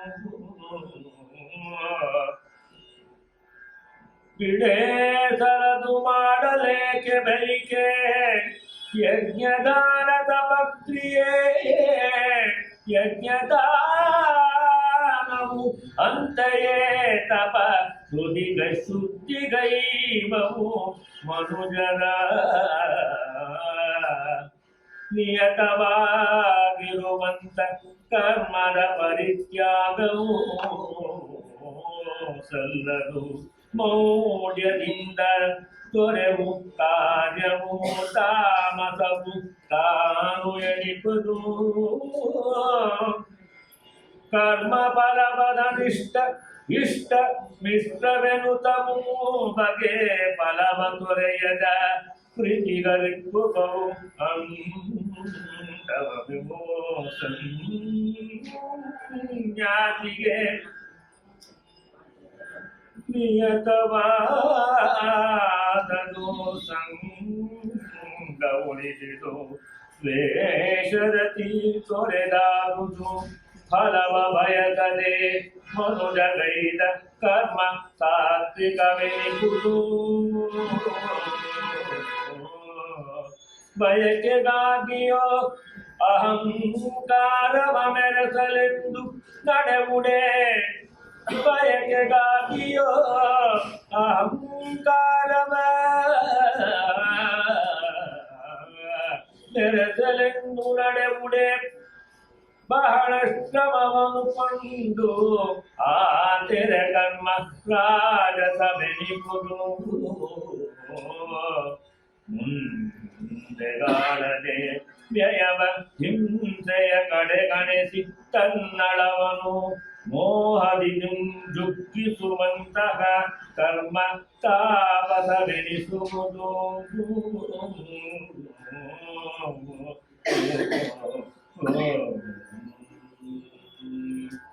ನಿಮಗೆ ಧನ್ಯವಾದಗಳು. ಅಕ್ಷಯ್ ಭಾರದ್ವಾಜ ಹಾಗೂ ನವ್ಯಾಪಯವರಿಂದ ಮತ್ತೆ ಶ್ಲೋಕ ಶೌರ್ಯಂ ತೇಜೋಧೃತಿರ್ದಾಕ್ಷ್ಯಂ ಯುದ್ಧೇ ಚಾಪ್ಯಪಲಾಯನಂ ದಾನಮೀಶ್ವರ ಭಾವಶ್ಚ ಛಾತ್ರಂ ಕರ್ಮ ಸ್ವಭಾವಜಂ. ಶೌರ್ಯ, ವೀರತೆ, ತೇಜ, ಧೈರ್ಯ, ದಕ್ಷತೆ ಮತ್ತು ಯುದ್ಧದಲ್ಲಿ ಹೆಚ್ಚಿನ ಸಂಕಟ ಉಂಟಾದರೂ ಓಡಿ ಹೋಗದಿರುವುದು, ದಾನವನ್ನು ಕೊಡುವುದು ಮತ್ತು ಸ್ವಾಮಿ ಭಾವ, ಹೀಗೆ ಇದೆಲ್ಲವೂ ಕ್ಷತ್ರಿಯನ ಸ್ವಾಭಾವಿಕವಾದ ಕರ್ಮಗಳಾಗಿವೆ. ಕೃಷಿ ಗೌರಕ್ಷ್ಯ ವಾಣಿಜ್ಯಂ ವೈಶ್ಯ ಕರ್ಮ ಸ್ವಭಾವಜಂ ಪರಿಚರ್ಯಾತ್ಮಕಂ ಕರ್ಮ ಶೂದ್ರಸ್ಯಾಪಿ ಸ್ವಭಾವಜಂ. ಕೃಷಿ, ಗೋಪಾಲನೆ ಮತ್ತು ಕ್ರಯ ವಿಕ್ರಯ ಇವೆಲ್ಲದರ ರೂಪವಾದ ಸತ್ಯ ವ್ಯವಹಾರ ಇವು ವೈಶ್ಯರ ಸ್ವಾಭಾವಿಕ ಕರ್ಮಗಳಾಗಿವೆ. ಹಾಗೂ ಶೂದ್ರನಿಗೂ ಕೂಡ ಎಲ್ಲಾ ವರ್ಣಗಳ ಸೇವೆ ಮಾಡುವುದೇ ಸ್ವಾಭಾವಿಕ ಕರ್ಮಗಳಾಗಿವೆ. ಇತಿ ತೇ ಜ್ಞಾನಮಾಖ್ಯಾತಂ ಗುಹ್ಯತರಂ ಮಯಾ ವಿಮೃಶ್ಯೈತದಶೇಷೇಣ ಯಥೇಚ್ಛಸಿ ತಥಾ ಕುರು. ಈ ಪ್ರಕಾರವಾಗಿ ಈ ಗೋಪನೀಯಕ್ಕಿಂತಲೂ ಅತಿಗೋಪನೀಯವಾದ ಜ್ಞಾನವನ್ನು ನಾನು ನಿನಗೆ ಹೇಳಿಬಿಟ್ಟೆನು. ಈಗ ನೀನು ಈ ರಹಸ್ಯಯುಕ್ತವಾದ ಜ್ಞಾನವನ್ನು ಪೂರ್ಣವಾಗಿ ಚೆನ್ನಾಗಿ ವಿಚಾರ ಮಾಡಿ ಹೇಗೆ ಇಷ್ಟಪಡುವೆಯೋ ಹಾಗೆಯೇ ಮಾಡು. ಈ ಶ್ಲೋಕದಲ್ಲಿ ಅರ್ಜುನನಿಗೆ ಎಲ್ಲ ವಿಷಯಗಳ ವಿಚಾರ ಮಾಡಿ ಇಚ್ಛಾನುಸಾರ ಮಾಡು ಎಂದು ಹೇಳುತ್ತಾನೆ. ಮನ್ಮನಾ ಭವ ಮದ್ಭಕ್ತೋ ಮದ್ಯಾಜಿ ಮಾಂ ನಮಸ್ಕುರು ಮಾಮೇ ವೈಶ್ಯಸಿ ಸತ್ಯಂ ತೇ ಪ್ರತಿಜಾನೇ ಪ್ರಿಯೋಸಿ ಮೇ. ಹೇ ಅರ್ಜುನ, ನೀನು ನನ್ನಲ್ಲಿ ಮನಸ್ಸುಳ್ಳವನಾಗು, ನನ್ನ ಭಕ್ತನಾಗು, ನನ್ನನ್ನು ಪೂಜಿಸುವವನಾಗು ಮತ್ತು ನನಗೆ ಪ್ರಣಾಮ ಮಾಡು. ಹೀಗೆ ಮಾಡುವುದರಿಂದ ನೀನು ನನ್ನನ್ನೇ ಪಡೆಯುವೆ. ಇದನ್ನು ನಾನು ನಿನ್ನಲ್ಲಿ ಸತ್ಯವಾಗಿ ಪ್ರತಿಜ್ಞೆ ಮಾಡಿ ಹೇಳುತ್ತೇನೆ, ಏಕೆಂದರೆ ನೀನು ನನಗೆ ಅತ್ಯಂತ ಪ್ರಿಯನಾಗಿರುವೆ. ಸರ್ವಧರ್ಮಾನ್ ಪರಿತ್ಯಜ್ಯ ಮಾಮೇಕಂ ಶರಣಂ ವ್ರಜ ಅಹಂ ತ್ವಾ ಸರ್ವಪಾಪೇಭ್ಯೋ ಮೋಕ್ಷಯಿಷ್ಯಾಮಿ ಮಾ ಶುಚಃ. ಸರ್ವ ಧರ್ಮಗಳನ್ನು ಅರ್ಥಾತ್ ಸಮಸ್ತ ಕರ್ತವ್ಯ ಕರ್ಮಗಳನ್ನು ನನ್ನಲ್ಲಿ ತ್ಯಾಗ ಮಾಡಿ ಅಂದರೆ ಸಮರ್ಪಿಸಿ ನೀನು ಕೇವಲ ಸರ್ವಶಕ್ತಿವಂತ ಸರ್ವಾಧಾರ ಪರಮೇಶ್ವರನಾದ ನನ್ನೋರ್ವನಿಗೆ ಶರಣು ಬೆಂದು ಬಿಡು. ನಾನು ನಿನ್ನನ್ನು ಸಮಸ್ತ ಪಾಪಗಳಿಂದ ಮುಕ್ತನಾಗಿಸುವೆ. ನೀನು ಶೋಕಿಸಬೇಡ. ಈ ಶ್ಲೋಕದಲ್ಲಿ ಅನನ್ಯ ಶರಣಾಗತ ರೂಪಿ ಸರ್ವಗುಹ್ಯತಮ ಉಪದೇಶವನ್ನು ಫಲಸಹಿತ ವರ್ಣನೆ ಮಾಡಿದ್ದಾನೆ. ಅರ್ಜುನ ಉವಾಚ ನಷ್ಟೋ ಮೋಹಸ್ಮೃತಿರ್ಲಬ್ಧ ತ್ವತ್ಪ್ರಸಾದಾನ್ಮಯಾಚ್ಯುತ ಸ್ಥಿತೋಸ್ಮಿ ಗತಸಂದೇಹಃ ಕರಿಷ್ಯೇ ವಚನಂ ತವ. ಅರ್ಜುನನು ಹೇಳಿದನು, ಹೇ ಅಚ್ಯುತ, ನಿನ್ನ ಕೃಪೆಯಿಂದ ನನ್ನ ಮೋಹವು ನಾಶವಾಗಿ ಹೋಯಿತು ಮತ್ತು ನಾನು ಸ್ಮೃತಿಯನ್ನು ಪಡೆದುಕೊಂಡಿದ್ದೇನೆ. ಈಗ ನಾನು ಸಂಶಯರಹಿತನಾಗಿ ಸ್ಥಿತನಾಗಿದ್ದೇನೆ. ಆದ್ದರಿಂದ ನಿನ್ನ ಆಜ್ಞೆಯನ್ನು ಪಾಲನೆ ಮಾಡುವೆನು. ಈ ಶ್ಲೋಕದಲ್ಲಿ ಭಗವಂತನ ಆಜ್ಞೆಯನ್ನು ಪಾಲನೆ ಮಾಡಲು ಸ್ವೀಕರಿಸಿದ್ದಾನೆ. ಸಂಜಯ ಉವಾಚ ವ್ಯಾಸ ಪ್ರಸಾದಾತ್ ಶ್ರುತವಾನ್ ಏತದ್ಗುಹ್ಯಮಹಂ ಪರಂ ಯೋಗಂ ಯೋಗೇಶ್ವರಾತ್ ಕೃಷ್ಣ ಸಾಕ್ಷಾತ್ ಕಥಯತ ಸ್ವಯಂ. ಸಂಜಯನು ಹೇಳಿದನು, ಶ್ರೀ ವ್ಯಾಸರ ಕೃಪೆಯಿಂದ ದಿವ್ಯ ದೃಷ್ಟಿಯನ್ನು ಪಡೆದುಕೊಂಡು ನಾನು ಈ ಪರಮ ಗೋಪನೀಯವಾದ ಯೋಗವನ್ನು ಸ್ವಯಂ ಯೋಗೇಶ್ವರ ಭಗವಾನ್ ಶ್ರೀ ಕೃಷ್ಣನಿಂದ ಅರ್ಜುನನಿಗೆ ಹೇಳುತ್ತಿರುವಂತೆ ಪ್ರತ್ಯಕ್ಷವಾಗಿ ಕೇಳಿದ್ದೇನೆ. ರಾಜನ್ ಸಂಸ್ಮೃತ್ಯ ಸಂವಾದಮಿಮಮದ್ಭುತಂ ಕೇಶವಾರ್ಜುನಯೋಃ ಪುಣ್ಯಂ ಹೃಷ್ಯಾಮಿ ಚ ಮುಹುರ್ಮುಹುಃ. ಸಂಜಯನು ಹೇಳಿದನು, ಹೇ ರಾಜ, ಭಗವಾನ್ ಶ್ರೀ ಕೃಷ್ಣ ಮತ್ತು ಅರ್ಜುನರ ಈ ರಹಸ್ಯಯುಕ್ತವಾದ ಕಲ್ಯಾಣಕರವಾದ ಮತ್ತು ಅದ್ಭುತವಾದ ಸಂವಾದವನ್ನು ಪುನಃ ಪುನಃ ಸ್ಮರಿಸಿಕೊಂಡು ನಾನು ಪದೇ ಪದೇ ಹರ್ಷಿತನಾಗುತ್ತಿದ್ದೇನೆ. ತಚ್ಚ ಸಂಸ್ಮೃತ್ಯ ರೂಪಮತ್ಯದ್ಭುತಂ ಹರೇಃ ವಿಸ್ಮಯೋ ಮೇ ಮಹಾನ್ ರಾಜನ್ ಹೃಷ್ಯಾಮಿ ಚ ಪುನಃ ಪುನಃ. ಸಂಜಯನು ಹೇಳಿದನು, ಹೇ ರಾಜ, ಶ್ರೀ ಹರಿಯ ಆ ಅತ್ಯಂತ ವಿಲಕ್ಷಣವಾದ ರೂಪವನ್ನು ಕೂಡ ಪುನಃ ಪುನಃ ಸ್ಮರಿಸಿಕೊಂಡು ನನ್ನ ಚಿತ್ತದಲ್ಲಿ ಮಹಾನ್ ಆಶ್ಚರ್ಯವಾಗುತ್ತದೆ ಮತ್ತು ನಾನು ಬಾರಿ ಬಾರಿಗೂ ಹರ್ಷಿತನಾಗುತ್ತಿದ್ದೇನೆ. ಯತ್ರ ಯೋಗೇಶ್ವರಃ ಕೃಷ್ಣೋ ಯತ್ರ ಪಾರ್ಥೋ ಧನುರ್ಧರಃ ತತ್ರ ಶ್ರೀರ್ವಿಜಯೋ ಭೂತಿಃ ಧ್ರುವಾ ನೀತಿರ್ಮತಿರ್ಮಮ. ಸಂಜಯನು ಹೇಳಿದನು, ಎಲ್ಲಿ ಯೋಗೇಶ್ವರನಾದ ಭಗವಾನ್ ಶ್ರೀ ಕೃಷ್ಣನಿದ್ದಾನೋ ಮತ್ತು ಎಲ್ಲಿ ಗಾಂಡೀವ ಧನುರ್ಧರಿಯಾದ ಅರ್ಜುನನಿದ್ದಾನೋ ಅಲ್ಲಿಯೇ ಶ್ರೀ, ವಿಜಯ, ವಿಭೂತಿ ಮತ್ತು ಅಚಲವಾದ ನೀತಿಯೂ ಇದೆ ಎಂಬುದೇ ನನ್ನ ಮತವಾಗಿದೆ. ಈ ಶ್ಲೋಕದಲ್ಲಿ ಭಗವಾನ್ ಶ್ರೀ ಕೃಷ್ಣನು ಮತ್ತು ಅರ್ಜುನನು ಯಾವ ಪಕ್ಷದಲ್ಲಿರುತ್ತಾರೋ ಅದರ ವಿಜಯಾದಿಗಳು ನಿಶ್ಚಿತವಾಗಿದೆ ಎಂಬುದಾಗಿ ಘೋಷಿಸಿ ಅಧ್ಯಾಯದ ಉಪಸಂಹಾರ ಮಾಡಲಾಗಿದೆ. ಓಂ ತತ್ಸದಿತಿ श्रीमद्भगवद्गीतासु उपनिषत्सु ब्रह्मविद्यायां योगशास्त्रे श्रीकृष्णार्जुनसंवादे मोक्षसंन्यासयोगो नाम अष्टादशोऽध्यायः।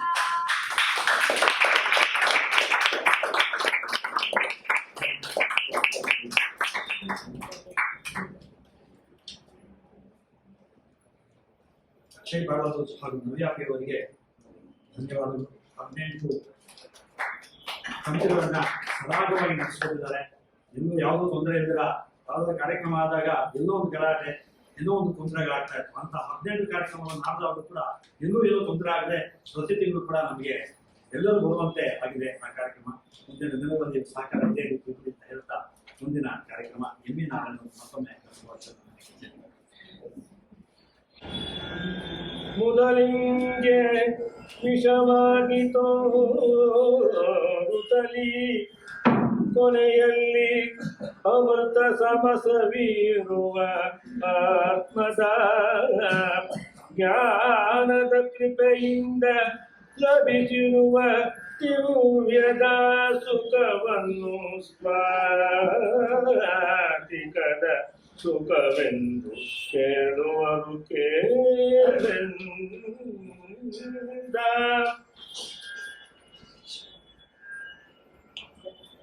ತನ್ನಯ ಕರ್ಮದಲ್ಲಿ ನಿಷ್ಠೆಯಲಿ ನಿರತನಿಗ ಧರಣವನು ಜ್ಞಾನವನು ಸಿದ್ಧಿಯನು ಪಡೆಯುವನು ಸತತವೂ ಕರ್ಮಗಳ ದೈವವನು ಅವಗೆ ಸಿದ್ಧಿಯನು ಪಡೆಯುವನು ಎಂಬುದನು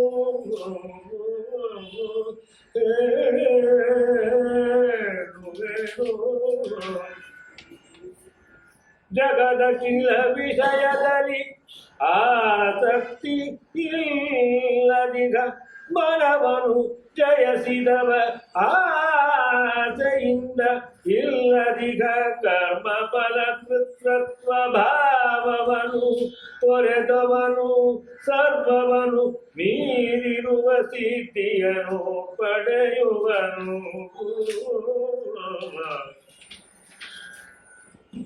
ನಿತ್ಯದ ಕರ್ಮಗಳೆಲ್ಲವನು ಗೈವನು ನಾನೆಯೇ ಪರಮಹಿನಿ ಪರಮನಿ ಎನ್ನುತ್ತಲೇ ಎನ್ನನು ನಂಬಿರುವ ನರನವನು ಎನ್ನಯ ಪ್ರಸಾದದಲ್ಲಿ ಶಾಶ್ವತದ ಅಧ್ಯಯದ ಮೋಕ್ಷವನ್ನು ಪಡೆಯುವನು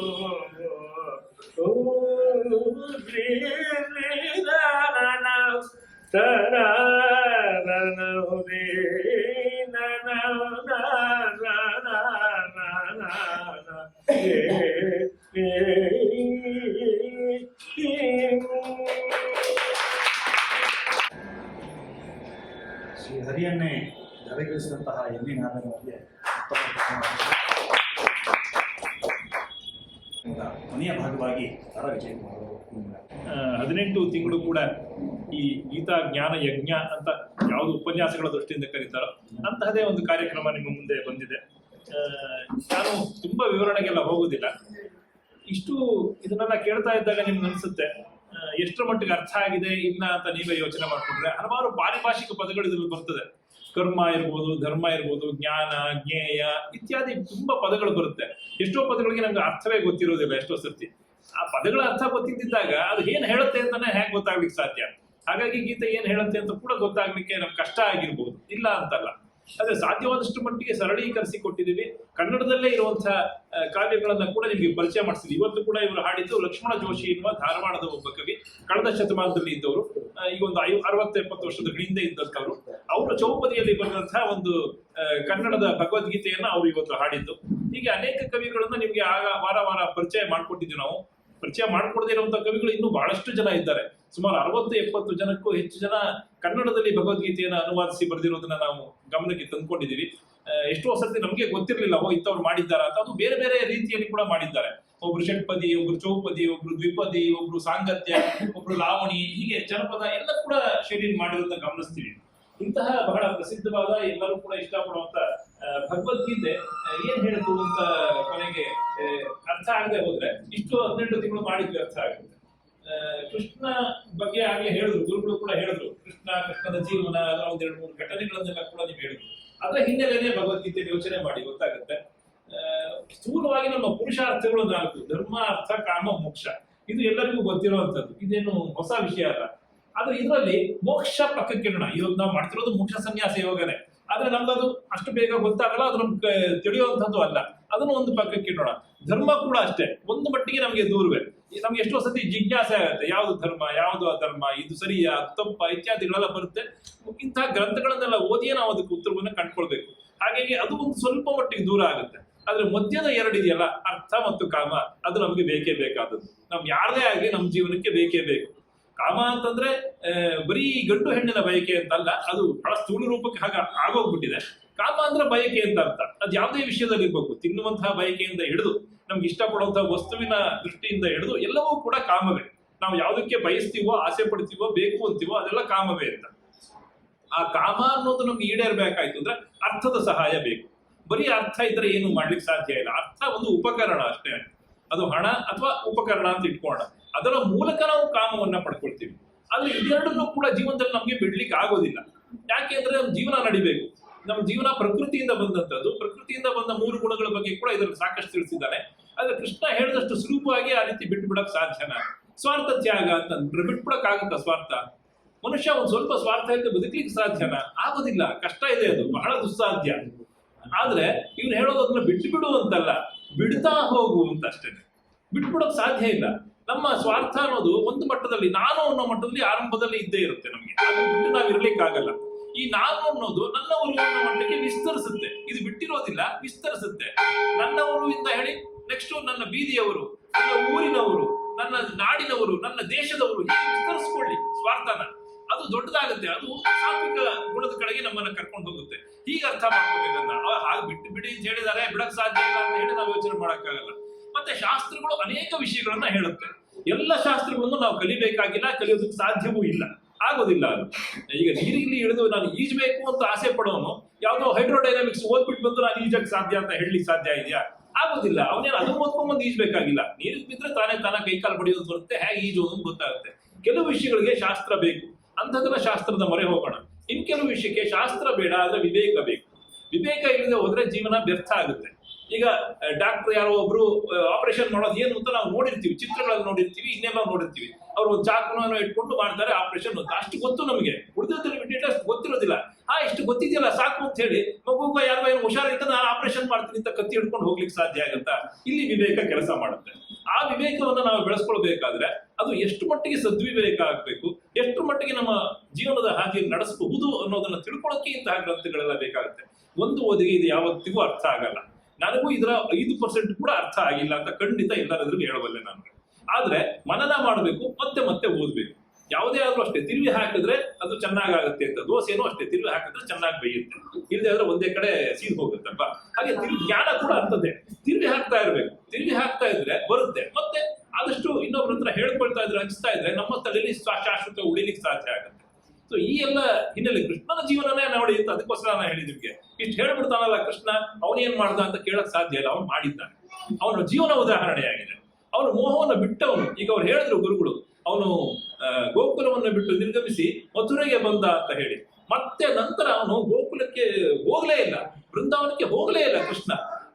ಅಷ್ಟೋ ಜನ ಗೋಪಿಕೆಯರೊಡನೆ ಎಷ್ಟು ಸ್ನೇಹ ಇತ್ತು ಅವನಿಗೆ. ನಮ್ಗೆ ಈಗಲೂ ಕಣ್ಣು ಮುಂದೆ ಬರೋದು ಆ ಬಾಲಕೃಷ್ಣನೇ. ಈಗಲೂ ಮೊಸರು ಮಾರಲು ಹೋಗುವೆ ಬಾ ಕೃಷ್ಣ ಅಂತೆಲ್ಲ ಕರೆಯುವಂತಹ ಆ ಚಿತ್ರಗಳೇ ನಮ್ಗೆ ಕಣ್ಣಿಗೆ ಹೆಚ್ಚು ಕಟ್ಟುವಂಥದ್ದು. ಆದ್ರೆ ಕೃಷ್ಣ ಆ ಮೋಹ ಉಳಿಸ್ಕೊಳ್ಳಿಲ್ಲ. ಯಾವತ್ತೂ ಇನ್ನೊಬ್ಬರು ರಾಧಿಕೆಯನ್ನು, ಇನ್ಯಾರೋ ಗೋಪಿಕೆಯನ್ನು ಭೇಟಿ ಮಾಡಕ್ಕೆ ಅವನು ಹೋಗಲೇ ಇಲ್ಲ. ಕೊನೆಗೆ ಕಳಿಸಿದ್ದು ಅವನು ಉದ್ಧವನನ್ನು ಕಳಿಸ್ದ, ಅಲ್ಲಿಗೆ ಹೋಗ್ಲೇ ಇಲ್ಲ ಕೃಷ್ಣ. ಎಷ್ಟು ಕಡೆ ಈ ತರ ಮಾಡಿದ್ದಾನೆ. ಅವನೇ ಇಷ್ಟಪಡುವಂತಹ ಮಥುರೆಯನ್ನ ಜರಾಸಂಧ ಬಂದು ಸುಟ್ಟು ಹಾಕ್ಬಿಟ್ಟ. 17 ಸಾರಿ ದಾಳಿ ಮಾಡಿದ ಜರಾಸಂಧ. ಸುಟ್ಟು ಹೋಯ್ತು ಮಥುರೆ. ತನ್ನವರನ್ನೆಲ್ಲ ಕರ್ಕೊಂಡು ದ್ವಾರಕೆಗೆ ಹೋದ, ಹೊಸ ಕೋಟೆ ಕಟ್ದ, ಹೊಸ ನಗರವನ್ನ ಕಟ್ದ. ಆದ್ರೆ ಆ ಮೋಹವನ್ನಾದ್ರೂ ಉಳಿಸ್ಕೊಂಡ. ಅವನೇ ಕಟ್ಟಿದ ನಗರ ಅಂತ ಅದು ಉಳಿಸ್ಕೊಂಡಿಲ್ಲ, ಅದು ಸಮುದ್ರದಲ್ಲಿ ಮುಳುಗೋಯ್ತು. ಆ ಕೃಷ್ಣ ತನ್ನ ಜೀವನವನ್ನ ಸಮಾಪ್ತಿಗೊಳಿಸೋ ಮುಂಚೆ ತನ್ನದೇ ಆದ ಯಾದವರ ಜೀವನವನ್ನು ಕೂಡ ಕೊನೆಗೊಳಿಸ್ಬಿಟ್ಟ. ಅವರೇ ಅವರಲ್ಲಿ ಪರಸ್ಪರ ಹೊಡೆದಾಡ್ಕೊಂಡು ಹೋಗಿದ್ದನ್ನು ಕೂಡ ನಾವು ಕಾಣ್ತೀವಿ. ಮನಸ್ಸು ಮಾಡಿದ್ರೆ ಕೃಷ್ಣ ಏನೆಲ್ಲ ಮಾಡ್ಬೋದಾಗಿತ್ತು, ಆದ್ರೆ ಯಾವುದು ಆತರ ಮಾಡ್ಲಿಲ್ಲ. ಕಂಸನ್ನ ಕೊಂದ, ತಾನು ರಾಜ ಆಗ್ಲಿಲ್ಲ. ಉಗ್ರಸೇನನ್ನು ರಾಜ ಮಾಡ್ದ. ಯಾವತ್ತೂ ಕೂಡ ಕೃಷ್ಣ ಮಾಡ್ಲ. ಮಮ ಪ್ರಾಣ ಹಿ ಪಾಂಡವ ಅಂದ. ಅಷ್ಟ ಮಾಡಿ ಅವರನ್ನು ರಕ್ಷಿಸದೇ ಹೊರತು ಎಷ್ಟು ತೊಂದರೆಗಳಲ್ಲಿ ಅವನು ಪಾಂಡವರನ್ನು ಪಾರು ಮಾಡಬಹುದಿತ್ತು, ಆದ್ರೆ ಹಾಗೆ ಮಾಡ್ಲಿಲ್ಲ. ಜೀವನದ ಒಂದು ಜಂಜಾಟದಲ್ಲಿ ಅವರು ಸರಿಯಾಗಿ ಬರ್ಲಿ, ಧರ್ಮದ ರೀತಿಯಲ್ಲಿ ನಡೀಲಿ ಅಂತಾನೆ ಬಿಟ್ಬಿಟ್ಟ. ಅವರು ಜೂಜಾಡಿದ್ದಾಗ್ಲಿ, ಕಾಡಿನ ವನವಾಸ ಆಗ್ಲಿ, ಅದೆಲ್ಲ ತಪ್ಪಿಸ್ಬೋದಾಗಿತ್ತಲ್ಲ ಕೃಷ್ಣ ಮನಸ್ಸು ಮಾಡಿದ್ರೆ. ಇಷ್ಟೆಲ್ಲ ಹೇಳಬಲ್ಲವನು ಕೃಷ್ಣ ಯಾಕೆ ತಪ್ಪಿಸ್ಲಿಲ್ಲ ಅಂತ ಅನ್ಸುತ್ತೆ ನಮಗೆ. ಆದ್ರೆ ಒಂದು ಧರ್ಮದ ರೀತಿಯಲ್ಲಿ ನಡ್ಕೊಳ್ಳೋದಕ್ಕೆ ಅವಕಾಶ ಕೊಟ್ಟ ಅವನು. ಎಲ್ಲ ನಡೆದು ಆದ್ಮೇಲೆ ಯುದ್ಧಕ್ಕೆ ಬಂದಿದ್ದು ಅನ್ನೋದನ್ನ ಜ್ಞಾಪಕ ಇಟ್ಕೋಬೇಕು. ಮಾಡಿದ್ರೆ ಯಾವತ್ತಿಗೂ ಭೀಮ ಮತ್ತೆ ಅರ್ಜುನ ಸೇರ್ಕೊಂಡು ಕೌರವರನ್ನ ಮುಗಿಸ್ಬಿಡ್ಬೋದಾಗಿತ್ತು. ಅದೇನು ದೊಡ್ಡ ವಿಷಯ ಆಗಿತ್ತೆ. ಯಾಕೆಂದ್ರೆ ಇದಕ್ಕೆ ಮೊದಲು ಆ ಗೋಗ್ರಹಣದ ಸಂದರ್ಭದಲ್ಲಿ ಅರ್ಜುನ ಒಬ್ಬನೇ ಒಬ್ಬ ಪುತ್ರನ ಸಾರಥಿಯಾಗಿ ಕೂರಿಸಿಕೊಂಡು ಏಕಾಂಗಿಯಾಗಿ ಇಡೀ ಕೌರವ ಸೇನೆಯನ್ನ ಭೀಷ್ಮನಿಂದ ಹಿಡಿದು ಎಲ್ಲರನ್ನೂ ಕೂಡ ಹೊಡೆದಾಕಿ ಸೋಲಿಸಿದ್ದನ್ನ ನಾವು ಕಾಣ್ತೇವೆ ಯುದ್ಧದಲ್ಲಿ. ಅಂಥವನಿಗೆ ಕುರುಕ್ಷೇತ್ರ ಯುದ್ಧ ಏನು ಮಹಾ ಆಗಿತ್ತು, ಮಾಡಬಹುದಾಗಿತ್ತಲ್ಲ ಅವನು. ಯಾವತ್ತಿಗೂ ಭೀಮ ಸಿಟ್ಟಿಗೆ ಅಂದ್ರೆ ಮರ ತೆಗೆದು ಹೊಡೆಯವನೇ ಅವನು. ಅವ್ನು ಗದೆಯನ್ನು ಹಿಡ್ಕೋತಿರ್ಲಿಲ್ಲ, ದೊಡ್ಡ ಆಲದ ಮರನ್ನೇ ಕಿತ್ತು ಹೊಡೆದಾಕ್ತಿದ್ದ ಇದ್ದವನ್ನೆಲ್ಲ. ಅಂಥ ಇಬ್ರು ಮಹನೀಯರು ಇದ್ದಿದ್ರೆ ಇದೆಲ್ಲ ಎಂತ ಕಷ್ಟ ಆಗ್ತಿರ್ಲಿಲ್ಲ. ಆದ್ರೆ ಅವ್ರು ಧರ್ಮದಲ್ಲಿ ನಡೆದು ಅನೇಕ ಇದಾಗಿ ಅಸ್ತ್ರವಾಗಿ ಯುದ್ಧವನ್ನು ಉಪಯೋಗಿಸಿದ್ರು ಅನ್ನೋದನ್ನು ಕೂಡ ಗಮನಿಸಬೇಕು. ಅಂತಹ ಯುದ್ಧ ಮಾಡ್ಲಿಕ್ಕೆ ಬಂದ ಅಂದ್ರೆ ಅನಿವಾರ್ಯ ಆಯ್ತು. ಯುದ್ಧ ಬಿಟ್ರೆ ಬೇರೆ ಏನು ಮಾಡಕ್ ಆಗ್ತಿರ್ಲಿಲ್ಲ ಅಲ್ಲಿ. ಇವಾಗ ರಾಜ್ಯ ಕಳ್ಕೋಬೇಕಷ್ಟೆ. ಹಾಗಾಗಿ ಅರ್ಜುನ ಅಲ್ಲಿ ವಿಷಾದದಿಂದ ಕೂತಾಗ ಅನಿವಾರ್ಯವಾಗಿ ಭಗವದ್ಗೀತೆಯನ್ನು ಹೇಳಬೇಕಾಯ್ತು. ಇದ್ರೆ ಯಾವತ್ತೋ ಅವ್ರು ಕಾಡಿನಲ್ಲಿದ್ದಾಗ ಕೃಷ್ಣ ಬಂದು ಬನ್ನಿ ಬನ್ನಿ ಭಗವದ್ಗೀತೆ ಹೇಳ್ತೀನಿ ಕೂತ್ಕೊಳ್ಳಿ ಅಂತ ಹೇಳ್ಬೋದಾಗಿತ್ತು. ಕೃಷ್ಣ ಹೇಳಲಿಲ್ಲ, ಸಮಯ ಕಾದ, ಅದಕ್ಕೂ ಸಮಯ ಕಾದ. ಇಡೀ ಕೃಷ್ಣನ ಜೀವನ ಈ ಭಗವದ್ಗೀತೆಯನ್ನು ಒಂದ್ಸತಿ ಯೋಚನೆ ಮಾಡಿ ನೋಡಿ ಗೊತ್ತಾಗುತ್ತೆ. ಕೃಷ್ಣ ನಡ್ಕೊಂಡಿದ್ದನ್ನೇ ಅವನು ಹೇಳಿದ್ದಷ್ಟೇ, ಬೇರೆ ಏನನ್ನೂ ಹೇಳಲಿಲ್ಲ. ಅವನು ಮೋಹವನ್ನೂ ತೊರೆದ, ಎಲ್ಲವನ್ನೂ ಬಿಟ್ಟು ತ್ಯಾಗವನ್ನು, ಕರ್ಮ ಫಲವನ್ನೂ ತ್ಯಾಗ ಮಾಡಿದವನು. ಅಷ್ಟು ಸುಲಭನ ತ್ಯಾಗ ಮಾಡ್ಬಿಡಿ, ಕರ್ಮ ಫಲ ತ್ಯಾಗ ಮಾಡ್ಬಿಡಿ ಅಂತಂದ್ರೆ ಆರಂಭದಲ್ಲೇ ಬರುತ್ತೀವಿ. ಸನ್ಯಾಸಿ ಮತ್ತು ತ್ಯಾಗಕ್ಕೆ ಏನು ವಿಷಯತೆ ಇದರದ ಆರಂಭದಲ್ಲೇ ಬರುತ್ತೆ. ಸನ್ಯಾಸಿ ಕೂಡ ಬಿಡ್ತಾನೆ, ಇನ್ನೊಬ್ರು ಕೂಡ ತ್ಯಾಗ. ಏನು ವ್ಯತ್ಯಾಸ ಇದೆ ಹಾಗಾದ್ರೆ ಅಂದ್ರೆ? ಸನ್ಯಾಸಿ ಕರ್ಮವನ್ನೇ ತ್ಯಾಗ ಮಾಡಿಬಿಡ್ತಾನೆ, ಆದ್ರೆ ತ್ಯಾಗಿ ಕರ್ಮವನ್ನು ತ್ಯಾಗ ಮಾಡಲ್ಲ, ಕರ್ಮ ಫಲವನ್ನು ತ್ಯಾಗ ಮಾಡ್ತಾನೆ. ಅದು ಬಹಳ ಮುಖ್ಯ ಅಂತ ನೋಡ್ಬೇಕು ನಾವು. ಇವತ್ತು ಅವರು ಅಧಿಷ್ಠಾನ ಇದೆ ಅಂತ ಹೇಳಿ ಈ ಒಂದು ಸಭೆಯನ್ನ ಅವ್ರಿಗೆ ಆಸೆ ಇದ್ರೂ ಕೂಡ, ಹಾಡು ಕೇಳಬೇಕು ಅಂತ ಆಸೆ ಇದ್ರೂ ಕೂಡ ಬಿಟ್ಟು ಹೋದ್ರು. ಅದಕ್ಕೆ ಕಾರಣ ಅವರ ಧರ್ಮ, ಅವರು ಅದನ್ನು ನಡೆಸಲೇಬೇಕು. ಅದಕ್ಕೋಸ್ಕರ ಅವ್ರು ಹಾಗೆ ಮಾಡ್ಲೇಬೇಕಾಯ್ತು. ನಮಗೆ ನಮ್ಮದೇ ಆದಂತಹ ಬೇರೆ ಧರ್ಮ ಇದೆ, ಅದಕ್ಕೆ ಬೇಕಾದ ವಿವೇಕ ಇದೆ. ಅದರ ಹಿನ್ನೆಲೆಯಲ್ಲಿ ಯೋಚನೆ ಮಾಡ್ಕೊಳ್ಬೇಕು ನಾವು. ಆಗ ಈ ಎಲ್ಲ ಭಾವಗೀತೆ ಇರ್ಬೋದು, ಗಮಕ ಇರ್ಬೋದು, ಈ ಶೋಕ ಇರ್ಬೋದು ಇತ್ಯಾದಿಗಳಲ್ಲಿ ಕನಿಷ್ಠ ಒಂದಷ್ಟು ಅಂಶ ಆದ್ರೂ ನಾವು ಅರ್ಥ ಮಾಡ್ಕೊಳ್ಳಿಕ್ಕೆ ಪ್ರಯತ್ನ ಪಡ್ಬೋದು. ಆ ನಿಟ್ಟಿನಲ್ಲಿ ಯೋಚನೆ ಮಾಡಿ ಮತ್ತೆ ಓದಿ, ಮತ್ತೆ ಮನನ ಮಾಡ್ಕೊಳ್ಳಿ. ಎಷ್ಟು ಅರ್ಥ ಆಗುತ್ತೋ ಅಷ್ಟು ಸಾಕು. ಪಡೆದಷ್ಟಿದೆ ಫಲ, ನಡೆದಷ್ಟಿದೆ ನೆಲ. ಇದು ಸಿಗುತ್ತೆ ನಮಗೆ. ಆ ಫಲ ಪಡ್ಕೋಬೇಕು ಅಂದ್ರೆ ಅದಕ್ಕೆ ನಮ್ಮ ಕೆಲಸ ಬೇಕು. ಕರ್ಮ ಇಲ್ಲದೆ ಯಾವುದು ಸಾಧ್ಯ ಇಲ್ಲ. ಕರ್ಮ ಬಿಡಕ ಕೃಷ್ಣನೇ ಹೇಳ್ತಾನೆ, ಕರ್ಮ ತ್ಯಾಗ ಮಾಡೋದು ಒಳ್ಳೇದು, ಕರ್ಮ ಫಲ ತ್ಯಾಗ ಮಾಡೋದು. ಕರ್ಮ ಫಲ ತ್ಯಾಗ ಮಾಡು, ಕರ್ಮ ಬಿಡಬೇಡ ಅಂತ ಹೇಳ್ತಾನೆ. ಕರ್ಮ ಮಾಡಲೇಬೇಕು. ಮನುಷ್ಯ ಅಂತ ಹುಟ್ಟಿದ ಮೇಲೆ ಪ್ರಕೃತಿ ಮಾಯೆಗಳನ್ನೂ ಸೃಷ್ಟಿಸಿದೆ, ಅವನ ಜೊತೆ ಇದ್ದೇ ಇರ್ತದೆ. ಅದನ್ನ ಗೆಲ್ಲಬೇಕು, ಅದನ್ನ ಮುಂದುವರೆದು ತಾನು ಧರ್ಮದ ಕಡೆಯಲ್ಲಿ ಅದನ್ನ ಆಚರಣೆ ಮಾಡಿದ್ರೆ ಆ ಮೋಕ್ಷ ಅನ್ನೋದು ತಂತಾನೇ ಸಿಗುತ್ತೆ. ಅದನ್ನ ನಾವು ಬೇರೆ ರೀತಿಯಿಂದ ಬಯಸಬೇಕಾಗಿಲ್ಲ, ಆ ಮೋಕ್ಷ ಕೂಡ ಬರುತ್ತೆ ಅಂತ ಕೃಷ್ಣ ಒಟ್ಟಾರೆಯಾಗಿ ಇಷ್ಟನ್ನು ಹೇಳಿದ್ದಾನೆ 18 ಅಧ್ಯಾಯದಲ್ಲಿ. ಇಷ್ಟನ್ನು ಕೂಡ ಎಲ್ಲಾ ನೆನಪಿಡಕ್ಕಾಗದೆ ಹೋದ್ರು ಇನ್ನು ಮುಂದಕ್ಕೆ ಗುರುಗಳು ಹೇಳಿದ ಹಾಗೆ ಅದು ಮುಂದುವರಿಬೇಕು ಅಂತ ಹೇಳಿದ್ರು. ಎಲ್ಲ ಮುಂದುವರಿಬೇಕು ಅಂದ್ರೆ ನಿಮ್ಮ ಮನಸ್ಸಿನಲ್ಲಿ ಮುಂದುವರಿಬೇಕು. ನಾವು ಕಾರ್ಯಕ್ರಮ ಮಾಡೋದು ಅಂತ ಅಲ್ಲ, ನಾವು ಮತ್ತೆ ಕಾರ್ಯಕ್ರಮ ಮಾಡೋದು ದೊಡ್ಡ ವಿಷಯ ಅಲ್ಲ. ನಿಮ್ಮ ಮನಸ್ಸಿನಲ್ಲಿ ಅದು ಮುಂದುವರಿಯೋದು, ಅದನ್ನೇ ಅವರು ಸೂಚ್ಯವಾಗಿ ಹೇಳಿದ್ದು. ನಿಮ್ಮ ಮನಸ್ಸಿನಲ್ಲಿ ಈ ಒಂದು ಧರ್ಮಗ್ಲಾನಿ ಮುಂದುವರಿತಾ ಹೋಗ್ಲಿ, ಅದರ ಮೂಲಕ ನಿಮ್ಮ ಬೆಳಕನ್ನ ನೀವೇ ಕಾಣ್ತಾ ಹೋಗಿ ಅಂತ ಹೇಳ್ತಾ 18 ತಿಂಗಳು ನಮ್ಮೊಟ್ಟಿಗೆ ಕೂತು ಎಲ್ಲವನ್ನ ಕೇಳಿ ಆನಂದಿಸಿ, ಬೆನ್ನು ತಟ್ಟಿ, ಪ್ರೋತ್ಸಾಹಿಸಿ ನಮ್ಮೊಟ್ಟಿಗಿದ್ದ ನಿಮ್ಮೆಲ್ಲರಿಗೂ, ಇವತ್ತು ಬಂದಿರೋರು, ಬರದೇ ಇರೋರು, ಇವತ್ತು ಅನೇಕರು ಹಿರಿಯರು ಬಂದಿದ್ದಾರೆ. ಅವ್ರು ಒಬ್ಬೊಬ್ರು 100 ಜನಕ್ಕೆ ಸಮಾನ ಇಟ್ಕೋಬಹುದಿಲ್ಲ, ಎಲ್ಲ ತಿಳಿದವರೇ ಓದಿದ್ದಾರೆ. ಹಾಗಾಗಿ ತುಂಬಾ ಸಭೆ ಕಿಕ್ಕಿರಿದಿದೆ ಅಂತಾನೆ ನಾವು ಭಾವಿಸಬಹುದು. ಇಂಥ ಒಂದು ವಿಶೇಷ ಕಾರ್ಯಕ್ರಮಕ್ಕೆ ಪ್ರೋತ್ಸಾಹ ಕೊಟ್ಟ ನಿಮ್ಮೆಲ್ಲರಿಗೂ ಕೂಡ ಅಕಾಡೆಮಿ ಕಡೆಯಿಂದ ನನ್ನ ವೈಯಕ್ತಿಕವಾಗಿ ಕೂಡ ಆತ್ಮೀಯವಾದಂತಹ ನಮಸ್ಕಾರವನ್ನು. ವಿಜಯಕುಮಾರ್ ಅವರು ಪ್ರತಿ ತಿಂಗಳು ಇವತ್ತಿನ ಮಾತಿನ ವೈಖರಿಯಿಂದಾನೇ ಜನರ ಮನ್ನಣೆ ಪಡೆದು ಜನರ ರಂಜಿಸಿ ಕಾರ್ಯಕ್ರಮಕ್ಕೆ ಹೆಚ್ಚು ಮೆರುಗು ನೀಡಿದ್ದಾರೆ. ಕೃತಜ್ಞತೆಗಳನ್ನ ಸಲ್ಲಿಸ್ತಾರೆ. ಕಾರ್ಯಕ್ರಮದ ಕೊನೆಯ ಗೀತೆ ಮಂಗಳ ಗೀತೆ ಆರೋಗ್ಯ ಹಾಡುಗಳಿಗೆ ಸಂಗೀತ ಅಕಾಡೆಮಿ ಇಂದಿನ ಕಾರ್ಯಕ್ರಮ ಸುಸಂಪನ್ನಗೊಳ್ತಾ ಇದೆ. ಈ ಕಾರ್ಯಕ್ರಮದ ಕೊನೆಯ ಗೀತೆ ಈ ಒಬ್ಬರೇ ನಮ್ಮ ಭಗವದ್ಗೀತೆ ಮಾತೆ ಜಯ ಭಗವದ್ಗೀತೆ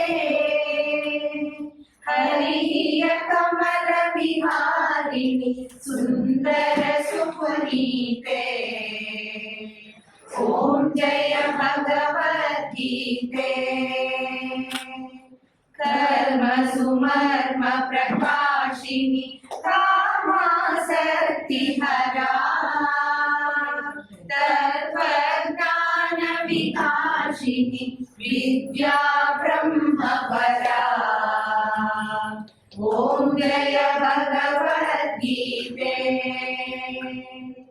निश्चल भक्ति विदायिनी निर्मल मलहारी शरण रहस्य प्रदायिनी सर्वविधि सुखकारी ओम जय भगवद्गीते रागद्वेष विदारिणी कारिणी मोद सदा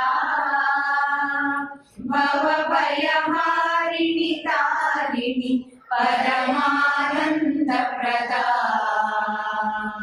ओम जय भगवद्गीते असुर भाव विनाशिनी नाशिनी तमरजनी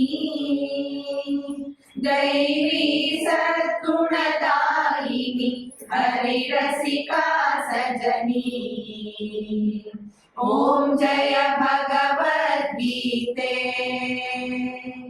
समता त्याग सिखावनी हरिमुख की वाणी सकल शास्त्र की स्वामिनी श्रुतियों की रानी ओम जय भगवद्गीते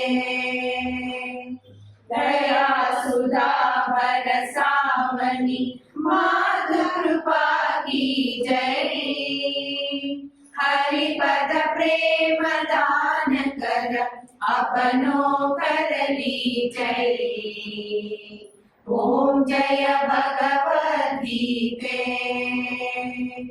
ओम जय भगवद्गीते ओम जय भगवद्गीते।